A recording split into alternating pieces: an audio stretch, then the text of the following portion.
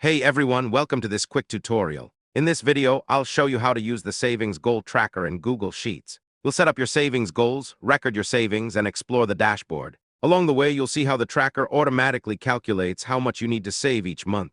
Let's get started. When you open the template, you'll see 4 sheets at the bottom. User Guide, Goal Saving, and Dashboard. If this is your first time using the tracker, I recommend reading the user guide first. It explains every feature in detail. In this tutorial, I'll guide you through the complete setup step by step. The setup takes just 3 simple steps. First, create your savings goals. Second, record your savings. Third, review your dashboard. Let's begin with step 1. Open the goal sheet. Here you'll enter your goal name, target amount, start date, and target date. I've already added a few example goals to show you how it works. To create your own goal, simply type the goal name, enter the amount you want to save, choose your start date, then enter your target date. That's it. You can create up to 15 different savings goals. Now let's move to the savings sheet. Every time you save money, add a new entry here. Enter today's date. Choose the goal from the drop-down list, then enter the amount you saved. That's all you need to do. The dashboard updates automatically after every entry. Now let's open the dashboard. At the top, you'll see 3 summary cards. The first shows your total savings goals.